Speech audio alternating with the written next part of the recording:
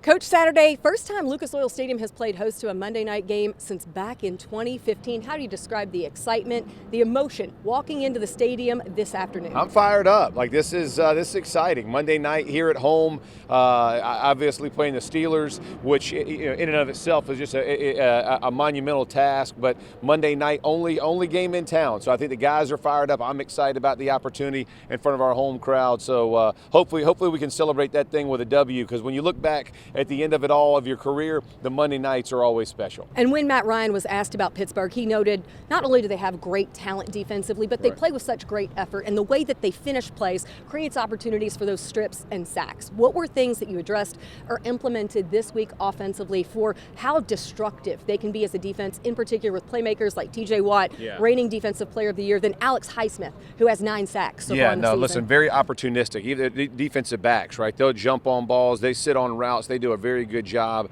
of taking advantage of their opportunities. They're not going to miss many. I think it's probably one of the most well-coached football teams in the NFL. They understand their assignments. I mean, there are things that 20 years ago they're still doing, right? And it has grown throughout this length of time. But these guys understand how to play the defense. Their front four, it will flat out get after you. You talked about Highsmith and Watt, but even Hayward in the middle. These guys can push the pocket. They make it very uncomfortable for quarterbacks, and that makes them feel the pressure to let the ball go either early or late, and that's when those defensive backs make plays. So we got our work cut out for us. We definitely need to be able to run the ball to take some of the pressure off of these guys, and then when we have our opportunities, go make plays. Pittsburgh with a young offense of their own, rookie quarterback in Kenny Pickett, young playmakers Najee Harris and George Pickens.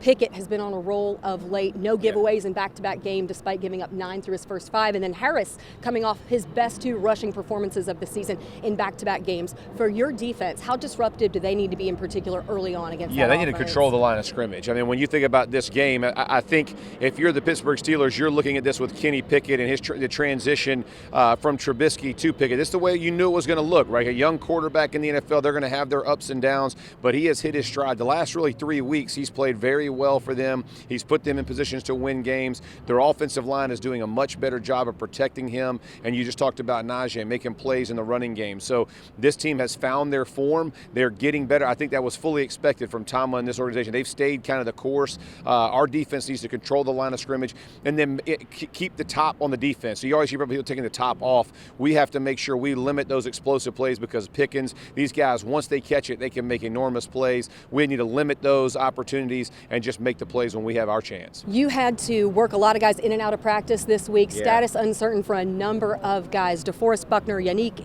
Ngakoue, Zaire Franklin, and then we have Kylan Granson listed as doubtful. What is the status on as many of those guys as you can provide going into kickoff? Yeah, hopeful for most of them. I think Kylan's going to be down, so Granson will be down. Listen, this illness has hit us throughout, and so you're looking through guys who are fighting through it, trying to get to practice. And the problem is that not only are they, have they been ill, but the recovery of this thing has been long. So we're hopeful guys can get back. Again, we won't know until right before kickoff, but we need as many of them back as possible. So I'm hoping and praying that all of them can make it back, but we do know that Granson's not going to be able to make it back. Storied battles between the Colts and the Steelers. In fact, the last time that Indianapolis got the best of Pittsburgh, 2008, you were playing at center back at that period of time. I asked a couple of the guys in the locker room about that this week. They acknowledged it. They addressed it. How much of that was addressed maybe in meetings or in conversations over the course of the week? Yeah, honestly, I didn't even know about it until Friday. I think Chappell brought it up to me. He said, hey, I've lost like 7 in a row or something. Chap, appreciate it, right? Like trying to salt a wound here. But no,